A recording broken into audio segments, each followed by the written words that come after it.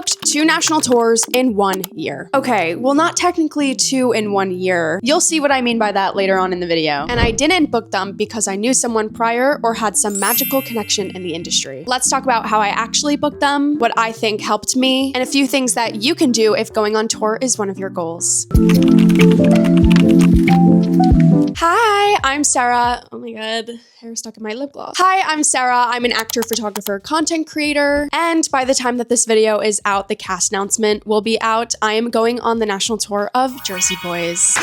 It's like one of my favorite shows. I'm so excited. My first tour was the Addams Family, where I played an ancestor and I covered Wednesday Addams. My second national tour is going to be Jersey Boys, where I will be playing Francine and other female characters, including Lead Angel. Obviously, every person is different. Every audition process is going to be different, but there are a few things that I learned and did that I think genuinely helped me book them. The first thing to understand is that booking a national tour, there's a lot that goes on beforehand. That's a story for another time. Getting the job didn't start with that specific audition. There are years of training that go into going into a career for musical theater, regional gigs, submitting for like a ton of projects, going to multiple other auditions, and getting told no. A lot. The name of the game is no. Until you get a yes, and then it's amazing.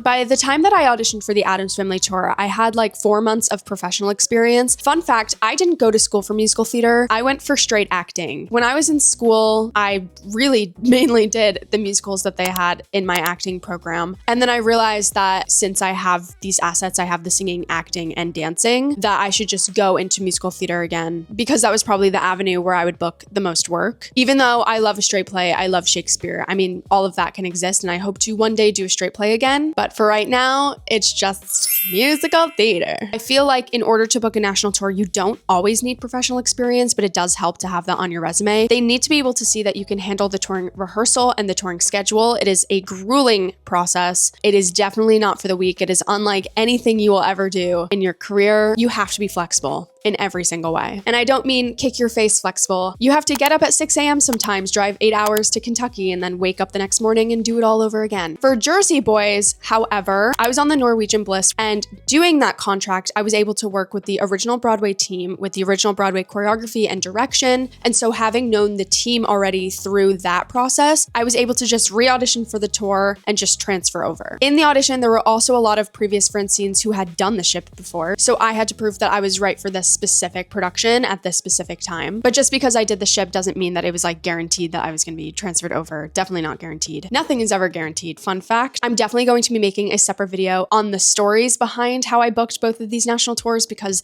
they are pretty interesting. It was not a linear thing at all. Honestly, like both of my audition stories were a bit chaotic, which just goes to show that like it wasn't a perfect process. It definitely wasn't linear. I definitely was like stressing over it a lot, but it ended up working for me in the end, so it doesn't really matter. Touring is on your radar. Here are some tips that I would give so you can book your own national tour. It's a fantastic experience. I think it's one of the best ways to see the nation. Okay, so the first thing that I would say is definitely know your type, but don't limit yourself. When I got the audition for Wednesday Addams, I didn't think that I was right for that part at all. Don't know why. In hindsight, that's completely not true. But yeah, no, there was like a little voice in my head trying to protect myself just in case I didn't get it, saying that, you know, like they're not going to go for you anyway, so it doesn't really matter. I almost didn't submit my audition. By this point, I had auditioned for 6 national tours and I had not even gotten one callback. I had not even heard from any of them. So when this tape came around, I was like, oh, here we go again. Just like another thing that I'm going to put hours of work into and not hear anything back from. And Pulled is a hard song. It's very wordy. Thankfully, I pushed through that noise. It ended up getting me seen in the dance audition, to where they ultimately wanted me in the dance ensemble to cover Wednesday, because I'm a dancer, and that definitely is a good asset to have. It keeps you booked. So for this, I would say know your type, know who you are, have headshots and branding photos that tailor around your brand, know what roles are right for you, and let casting decide if you are right or not. Don't decide that for yourself. And then eventually, with time, you'll see patterns. You can analyze the auditions that you're sending in and aren't ultimately getting seen for, and then you can really tailor what parts you submit yourself for, or have your agents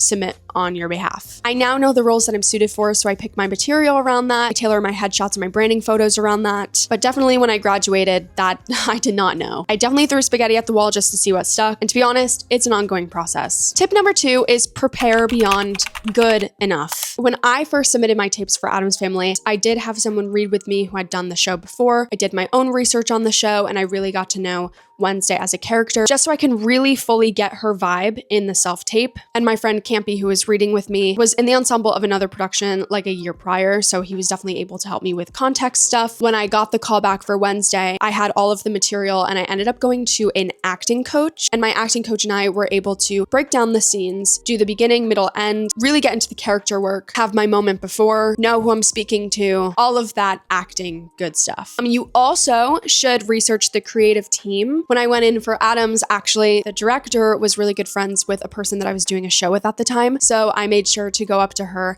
and name drop him. And honestly, I think that helped because it put like the connection together. And that director, every time she saw me after that, she was able to correlate, oh, this person is friends with blank. And I really think that helped. Sometimes talent isn't always enough. I feel like this industry is just full of extremely talented people, but it's like, what can you do that can make me stand out? And that was making the connection with the directors and researching the creative team beforehand, and also really getting into the tone of the show, the tone of the character, the world of the show, definitely making sure to world build in my audition. And sometimes the boldest choice is not always going to be like the best choice that you can make. Sometimes the best thing that you can do is just be you. I know that's like so corny, but it's true. Definitely bringing yourself into the material is going to make you stand out from every other person because only you are you. Another tip, be someone that they can trust on the road. This one's huge. Touring companies are looking for people that are on time. They're looking for people who are trustworthy. They're looking for people that can sometimes cover multiple parts if that's part of the track that you're in for. A national tour isn't just one performance. You're traveling, you're living with the same people, you're doing 8 shows a week, you're constantly adapting to new venues. The creative team isn't only asking, is this person talented? They're also asking, can this person stay consistent? Can this person take direction? Can they handle the schedule? Are they going to be a good company member for the rest of the year? Your reputation, professionalism, and attitude absolutely matter. And if you have no prior professional experience before booking a national tour,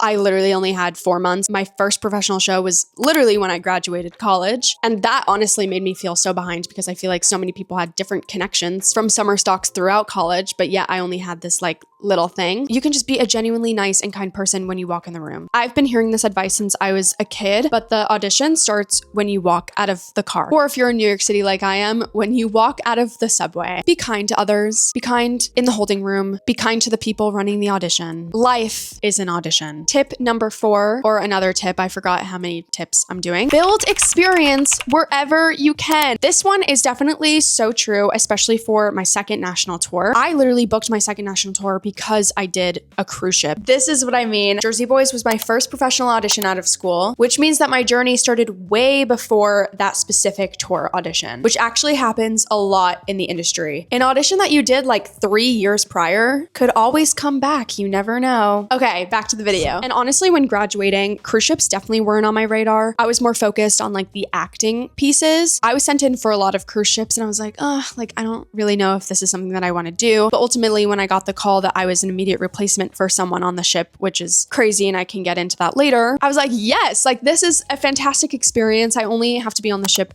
for 5 months. I get to see beautiful Mexico, get to meet amazing people, and also get to work with the original Broadway team. And if I was completely closed off to cruise ships, then I wouldn't have had that experience. And I definitely don't think that I would have booked the tour. But sometimes getting those extra experience doesn't always look like cruise ships. This can also include smaller regional theaters, bigger regional theaters, dance classes where you're working with the choreographer for some of these tours. Definitely look at BDC and steps because sometimes those dance teachers are the choreographers for tours that are going out. This could also look like summer stock, theme parks, readings, and smaller professional gigs. Especially early on in your career, definitely say yes to a lot of things because that is how you're going to build your network, and ultimately that's how you're going to build the connections to get seen in the room and to continue working. Every job gives you another skill, credit, or relationship that will help you get into the next room. And lastly, don't let let rejection change your entire identity. This is definitely something that I struggle with and have been struggling with for a bit. It's definitely gotten better with time. But yeah, like I said, almost fully didn't submit to the Addams Family because I didn't think that I was right and that I wasn't going to get it anyway. Deep down, like, I knew that it would be so cool to